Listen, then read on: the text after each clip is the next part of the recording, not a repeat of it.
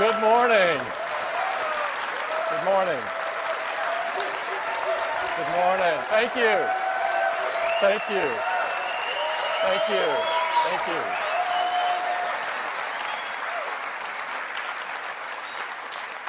Thank you for coming this morning. We've got some really cool stuff to show you. It's an amazing time at Apple, an extraordinary time. And I'd like to show you some of the things going on. I'll start with a few updates, beginning with Apple Retail. We're taking it to the next level, making a huge leap. We have some very exciting news to tell you about iPhone. And to do that, I'd like to invite Phil Schiller up to take you through it. Phil?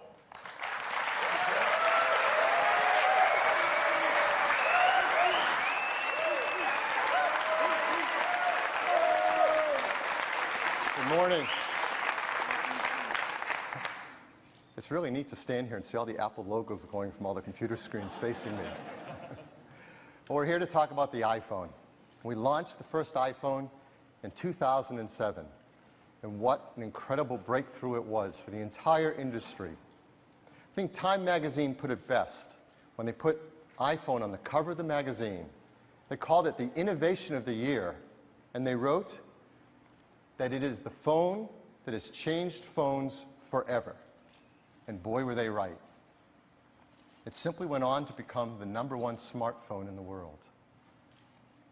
We started with that first iPhone, and each and every year, we introduced new versions with new features, new innovations, each time setting a new bar for what is the gold standard in the phone marketplace. And we're going to do that again today. Today, we're going to introduce iPhone 5.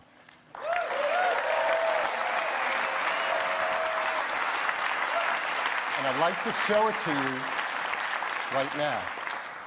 So let's take a look at the brand new iPhone 5.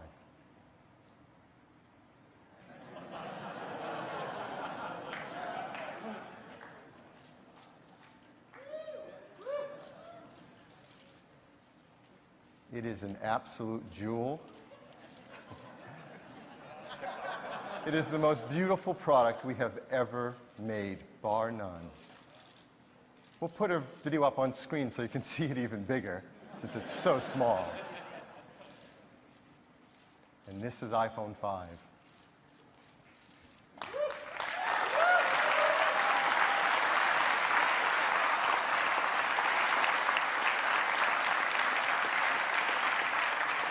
I'm going to take you through it, and I hope when we're done, you'll love it just as much as we do. Thank you.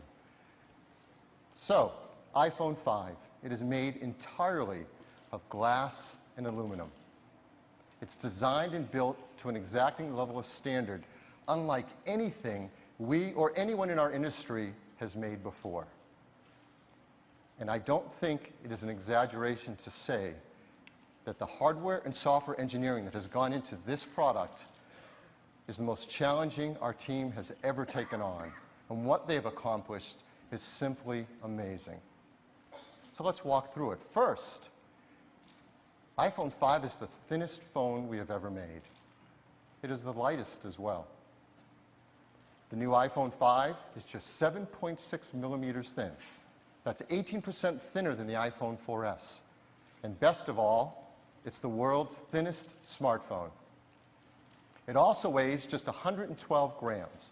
That's 20% lighter, 1/5 lighter than the iPhone 4S. Volumetrically, it's smaller as well.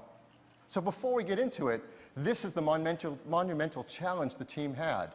Can you make a phone that has everything the iPhone 4S has before you even talk about new features in a design that's thinner, lighter, and smaller than the previous product? It is really easy to make a new product that's bigger.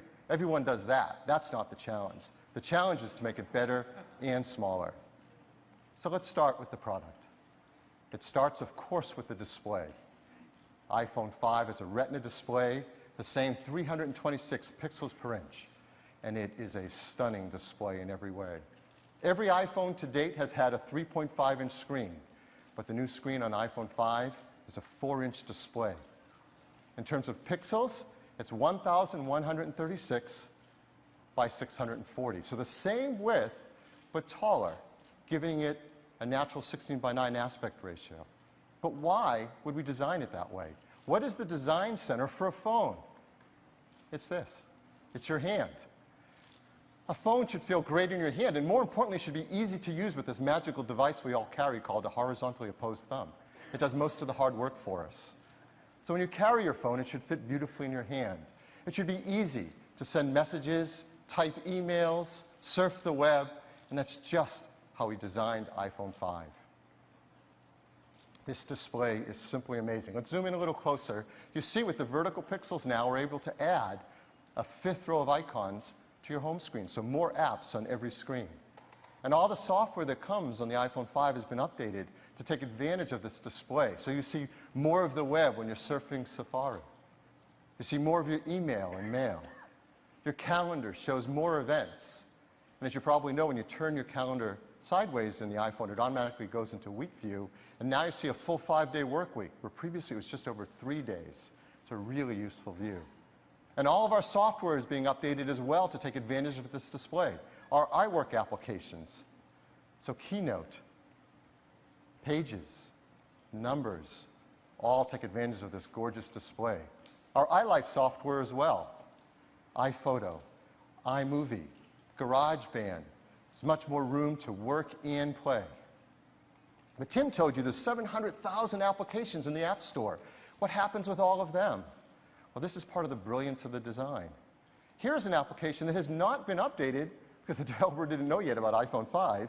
It's exactly how it would run when you launch it. It runs at the same size as it does on every previous iPhone. We don't have to stretch it or scale it.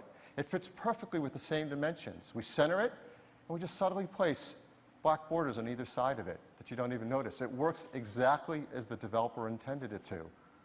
The same is true in the vertical position as well. So all your software works just like before. Now, we have given some of the developers early access to take a peek at the iPhone 5 and this new 4-inch Retina display and to see what they'll do with their applications.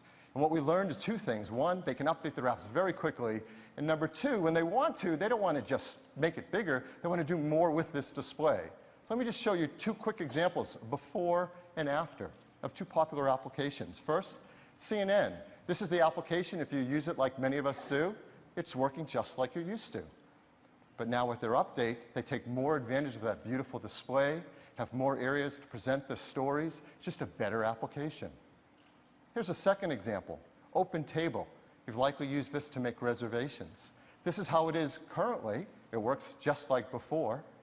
And here's their new update, taking advantage of this gorgeous display.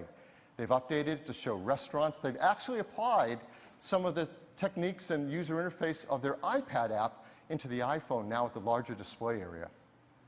And everything you do looks gorgeous on this display. Photos, TV shows, of course, movies take advantage of that beautiful widescreen display. When I say it looks better, they really do look better.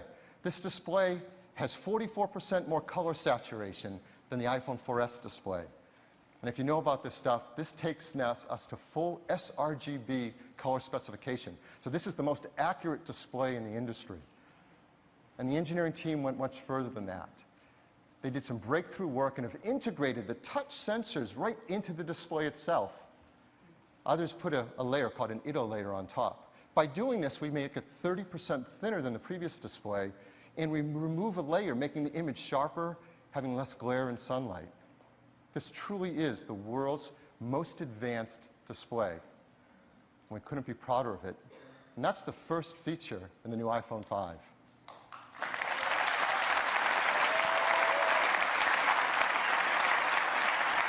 Next, ultra-fast wireless technology.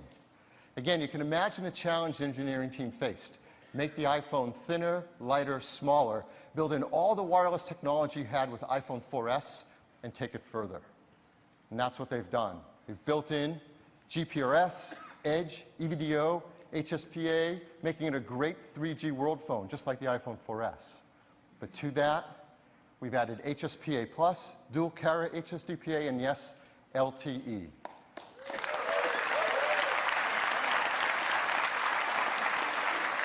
So LTE gives you a theoretical maximum downlink of up to 100 megabits per second, and it just screams. So how did they do this?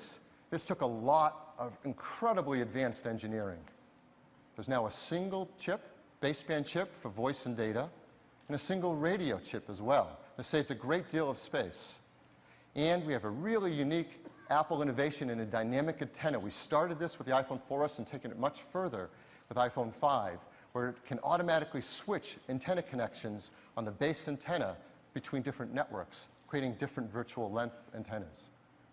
Now, you probably know LTE is probably the most complicated networking technology ever brought to this earth. And there are different bands and frequencies around the world.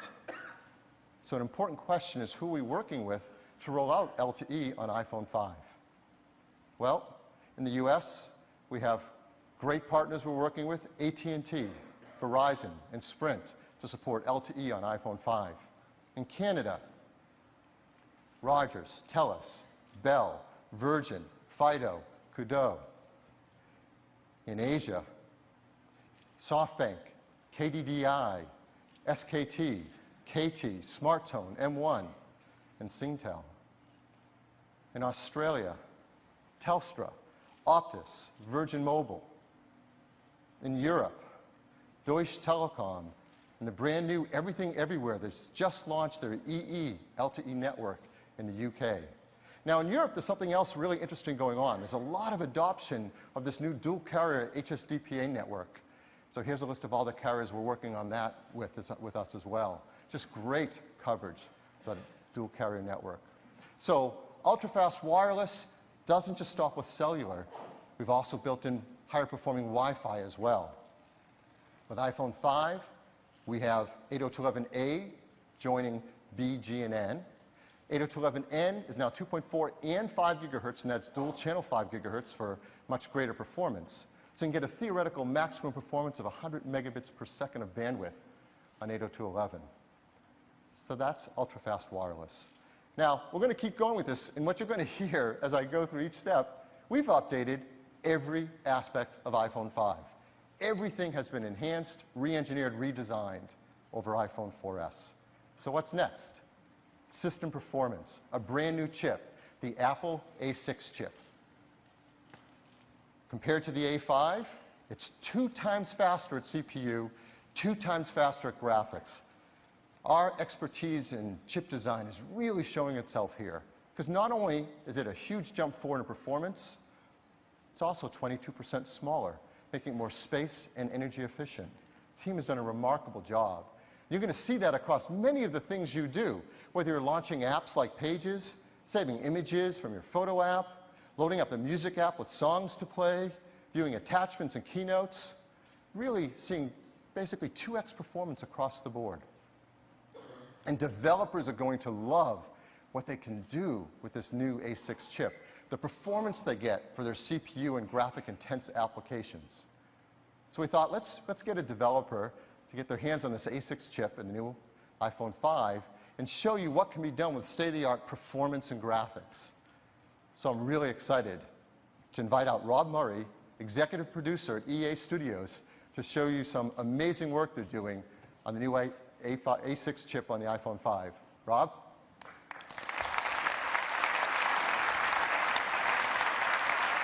Welcome.